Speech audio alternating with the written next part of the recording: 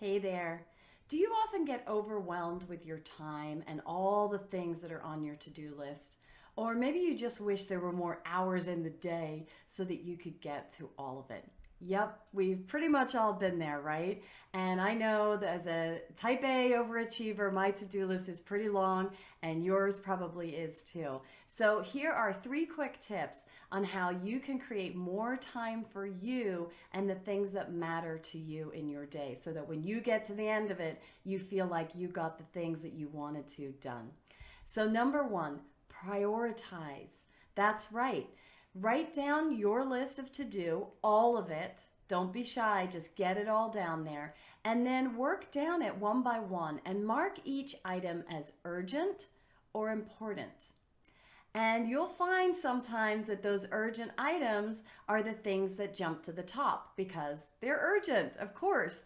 However, when you really look at what's urgent in your day, very often it's not so much, right? It's the returning voicemails or returning emails, or maybe it's checking your social media. Sometimes urgent things are really just shiny objects that are distracting us and taking up time from the things that are really important. So address your list differently. Do the important items first each day. And I know that sounds a little counterintuitive because what about the urgent? But bear with me here. Do those important items first. Do what matters, that creative project you've been waiting to get to, the stuff that really is important to you. Do those things first while the day is young and you have plenty of energy. Because here's the dirty little secret about the urgent items. Since they're urgent, you're going to get to them before the day is over anyway. You're just going to get to them a little bit later in your day. And here's the beauty of doing this exercise, looking at each of your items and seeing are they urgent or important. You might find that some items on there are neither urgent nor important. And if that happens, celebrate because you can chop it off the list. It's gone. Okay, so number two, start setting boundaries. Sometimes we don't feel we have enough hours in a day because we're not proactively carving out time for ourselves. We just allow our day to be given away to other people and other projects, and this is what happens. And we get to the end of the day and we are exhausted and we didn't get to some of the things that, again, really matter to us. So the way to deal with this is to actively take back time. Decide when you will be available. I mean, let's be honest. Do you really need to be returning emails at 11 o'clock at night or at 5 o'clock in the morning?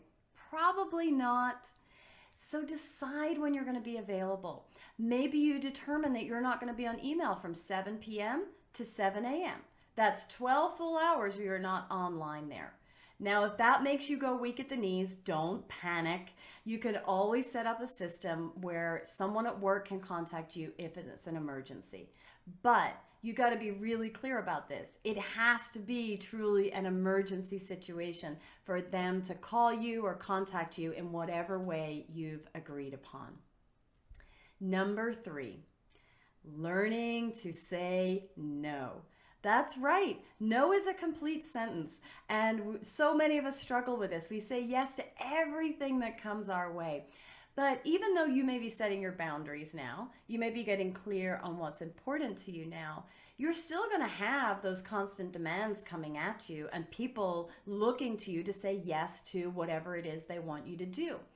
Here's the way to deal with that. The next time you find yourself with those requests coming in, ask yourself this.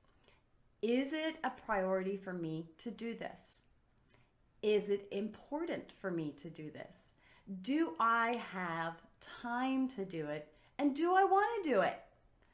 And ask yourself that about the request and see what happens. You may find that a lot of things that you previously would have had your knee-jerk yes reaction to suddenly become a no. No, I actually don't want to do that. I really don't have the time. I would just be shoehorning it in my already really tight and packed scheduled day.